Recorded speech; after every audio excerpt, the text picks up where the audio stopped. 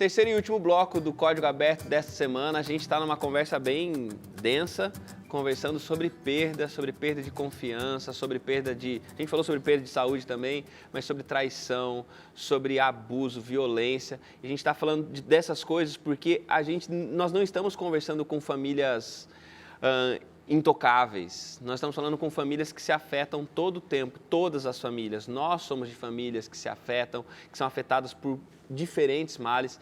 E então tratar sobre esses assuntos é tratar sobre aquilo que é a realidade de todos nós. A gente vai continuar conversando sobre isso, mas antes fica com o vídeo do ponto de referência.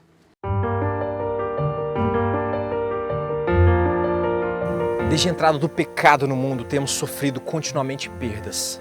Não importa qual a sua perda, a dor é sempre maior quando atinge a família, porque são quem mais amamos e nos importamos.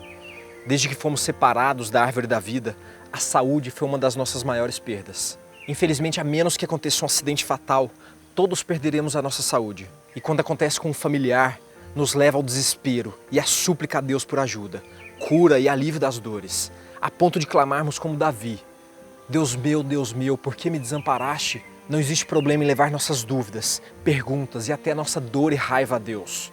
Cristo nos entende. Ele também passou por tudo isso e morreu para que um dia nada disso mais aconteça. Deus não quer nosso sofrimento e muito menos é autor dele. Mas podemos crescer em meio à dor e através dela entender que não somos nada e quão mal é o pecado, conhecendo mais do caráter do amor do Pai e dizer assim como Jó: eu te conhecia só de ouvir, mas agora meus olhos te veem. Nesse mundo de pecado, muitas vezes perdemos também nossa confiança em pessoas que amamos e que nos machucam em decorrência de uma traição. Reconstituir a confiança quebrada por um adultério é uma jornada difícil e lenta que precisamos começar com sincero reconhecimento do erro e confissão da verdade. Outro problema escondido no meio das famílias, incluindo as cristãs, é a violência familiar. Não só a física, mas também a verbal, emocional e sexual. Nada justifica qualquer comportamento violento, nem estresse, nem álcool, nem impulsos sexuais. Esse comportamento é uma escolha consciente de exercer poder e controle sobre a outra. É uma distorção da palavra amor, que tem sua origem no próprio Deus. Deus é misericordioso e pode mudar qualquer pessoa, desde que o mesmo assuma a responsabilidade e procure ajuda espiritual e profissional. O pecado nos aprisiona e com isso perdemos uma das coisas mais primorosas para Deus: a liberdade. Bilhões de pessoas lutam contra algum vício que os escraviza. Esse é um problema que atinge a todos, não só o viciado. Eles mesmos são escravos da corrupção, pois o homem é escravo daquilo que o domina. Mas os que são de Cristo crucificam a carne com suas paixões e concupiscências. Temos que morrer para o pecado viciante e escravizante, para enfim viver para Cristo, em verdadeira liberdade, porque o viver é Cristo e o morrer é lucro. A morte nesse mundo muitas vezes é lucro, principalmente em meio a tanto sofrimento. Esse é o último inimigo, a última perda que temos, a da vida. Isso porque não fomos criados para morrer e por isso não conseguimos aceitá-la. Mesmo o cristão que acredita que a morte é um sono, passa por estágios de luto, que é importante para que possamos aceitar, viver e trabalhar para que um dia não precisemos mais experimentar nenhum tipo de perda, porque o Senhor prometeu: eis que venho sem demora.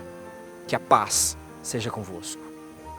Em meio a tantas perdas que a gente já pontuou, coisas que a gente pode perder, acho que tem mais algumas coisas sobre as quais a gente pode falar, e uma delas é algo muito comum, não é constante, mas é algo muito comum em muitas famílias, e muitas famílias estão lidando com isso, que é com a presença do vício que rouba a liberdade.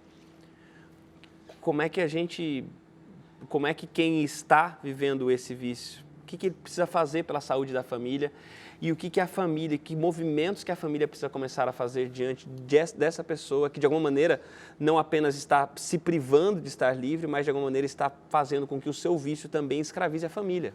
Antes de tentar responder sua pergunta, eu só queria mencionar uma coisa sobre o vício, que assim, Satanás, desde que a história do pecado começou, ele tenta afetar a Deus, porque ele quer incomodar, ele não conseguiu tomar o lugar de Deus, então ele tenta atingir Deus. E eu acho que quando ele cria essa modalidade chamada vício, ele consegue afetar o coração de Deus muito forte, porque ele tira do homem uma coisa que Deus deu para o homem. Deus deu liberdade, e o vício tira a liberdade, né? Mas eu acredito que a família precisa buscar tratamento. Vício, eu encaro, e talvez a Mari ajude a gente melhor com esses termos técnicos, mas eu encaro como uma doença, e doença precisa de tratamento. Sim, o vício é sempre uma fórmula de escape para alguma coisa, para alguma dor, alguma situação que a pessoa esteja vivendo. Então, a gente precisa pensar qual é essa dor, o que ele está fugindo fazendo isso. Eu tenho um amigo que ele descobriu que ele fumava porque ele queria, no meio do trabalho, falar assim, preciso de um tempo sozinho? Aí ele descia lá e fumava e tudo mais. Eu preciso de preciso sair desse ambiente. Ele vai lá, fuma. E aí, então, ele entendeu que o que estava fazendo ele o vício dele era isso. Então, depois que ele descobriu isso, ele começou a pensar, tá, qual é a outra maneira que eu posso ter de ter um tempo sozinho para mim? Um tempo que eu vou ficar sozinho. Então, aí, ele começou a fazer uma estratégia de como ele poderia fazer isso e aí, com isso, deixar o vício de lado. Eu queria só voltar numa situação que a gente comentou anteriormente, sobre a família ser um lugar de violência, mas também ser um lugar de cura. Eu pensei também na questão de crianças que sofrem bullying. Muitas vezes a criança muda de escola, mas o bullying continua acontecendo, mesmo num novo ambiente. Então, é também na família, o papel da família falar para a criança, não, você não é isso que as pessoas estão falando. Não, você não é o que os outros dizem que você é. Então, a família é o local onde empodera essa criança, sabe? Muito legal. Falando sobre perda, a gente falou de vício. Cara, eu acho que a gente precisa falar também sobre o luto, sobre a perda da vida. Que mais cedo ou mais tarde a gente vai chegar nesse ponto. A gente vai perder alguém ou as pessoas vão nos perder. Isso é natural e iminente à vida que a gente vive hoje com a face do pecado. Em face do pecado. E aí, eu acho que tem 5 pontos importantes que acontecem dentro do luto, inclusive a Mari também pode nos ajudar, mas essas fases são muito importantes da gente reconhecer aonde nós estamos e quais são as próximas para a gente saber viver, saber fechar esse ciclo. E aí, eu acho a primeira fase, então, é a negação, de entender que de querer negar a morte de fato. A segunda é a raiva, né? Puxa, se sentir injustiçado, né? Porque, já que morreu, puxa, mas por que comigo? E isso virar uma ira, virar uma raiva muito forte. A terceira é a barganha, né? Então, querer trocar, puxa, eu acredito que se eu passar por isso, eu vou me tornar algo. Querer negociar. E esse já é um passo que vem mostrando uma melhoria, só que seguida de depressão, seguida de isolamento. Poxa, agora que eu entendi a morte, e esse é um processo que demora um pouco mais, essa depressão, essa solidão, esse não querer se relacionar. E aí, por fim, a aceitação. De agora buscar entender como a vida daquela pessoa fez sentido, como que daqui para frente se segue a vida, como fechar esse ciclo e aí então perceber as vidas que ainda existem, novas vidas que estão nascendo. Então é muito importante nessa fase do luto, no perder a vida, que é algo iminente, a gente saber lidar com o luto. E é muito comum, encontrando, antes de falar, Mari, que é uma coisa que a gente vê, e eles podem até contribuir com isso de alguma maneira, é muito comum, por exemplo, no caso de pais que perdem filhos pequenos, como isso traz um momento tão difícil para o casamento, e alguns casamentos não resistem. Eles não resistem à perda de uma criança, não resistem à perda de um bebê, ou até mesmo alguém que estava chegando, porque é algo tão impactante, tão forte, e como a vida toda já tinha sido ressignificada em função dessa criança, agora tem essa ausência também traz, além disso, essa perda ainda traz também o distanciamento do casal. O Elber trouxe, assim, né, algumas fases do luto, mas não necessariamente a pessoa passe por todas elas. Não necessariamente seja no mesmo período, porque cada pessoa passa por esse momento de luto, esse momento de perda, num tempo diferente. Então, é importante a gente perceber e sempre lembrar que o primeiro ano, normalmente, é o mais difícil, porque é o primeiro ano onde os primeiros aniversários passam, é o momento onde a gente está lidando com aquilo com mais frequência. E é importante a gente lembrar que a gente nunca supera uma perda, a gente aprende a lidar. Então, a gente pode dizer que a gente está pronto, a gente está bem, quando a gente aprende, olha, perdi isso, mas eu já estou sabendo lidar com essa situação, já estou sabendo a seguir a minha vida, apesar disso. Eu ouvi certa vez alguém falando que perder um ente querido é como ter uma amputação, né? Você nunca mais recuperará aquele membro que você perdeu e você, em algum momento, vai parar de doer, mas você nunca mais vai esquecer e você vai ter que aprender a viver sem aquela pessoa, né? Como você estava falando agora. Legal.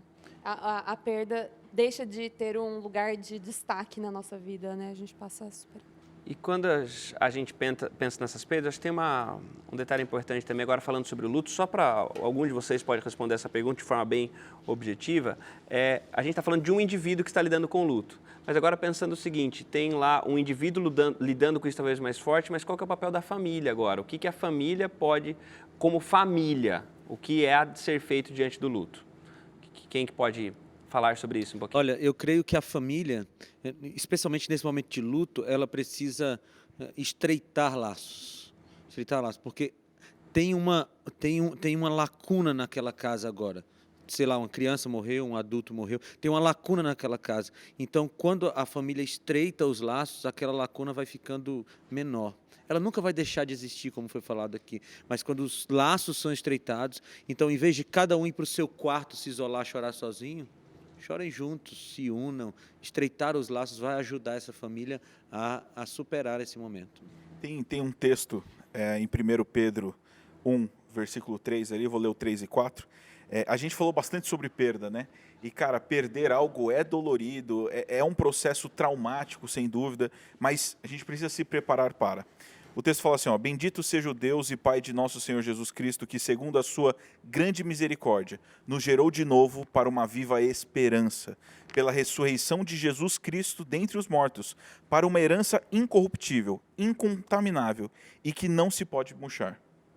Que é bonito pensar que existe, no meio de tantas perdas, sempre tem na Bíblia essa ideia da esperança e a esperança centralizada em Cristo. E você falou isso, eu estou aqui com o texto aberto de Lamentações, Jeremias capítulo 3, eu quero terminar lendo ele para você que está lidando com algum tipo de perda também, que é quando Jeremias está lidando com a perda de tudo, de tudo. E no meio de todas as perdas que ele está lidando, ele fala que ele ora a Deus, Senhor, lembra-se da minha aflição, lembra-se das minhas perdas, olha para as coisas que eu já perdi. E aí ele já vem com a resposta, ele mesmo vem a resposta dizendo, a minha porção é o Senhor. Quando ele fala a minha porção é o Senhor, é o seguinte, há algo que eu não vou perder. Eu perdi tudo, mas há algo que eu não vou perder. Pode ser que a negligência tenha tirado coisas de você, mas os ouvidos do Senhor você não vai perder. A atenção do Senhor você não vai perder. Pode ser que alguém tenha tirado de você a confiança, mas a estabilidade, a constância do caráter e da presença de Deus, isso ninguém vai tirar de você. Pode ser que a morte tenha tirado alguém de você, mas a esperança de um Cristo vivo e que trará vida, ninguém vai tirar de você. Pode ser mesmo que um vício tenha tirado a paz da sua casa, mas a paz de Deus, que excede todo entendimento, que guarda o nosso coração, ninguém vai tirar isso de você. Que no meio de tantas perdas, você se relacione ainda mais forte com Deus, sua família se aproxime cada vez mais de Deus e a porção e a herança da sua família seja a presença do Senhor. Que Deus te abençoe. A gente se vê semana que vem no Código Aberto.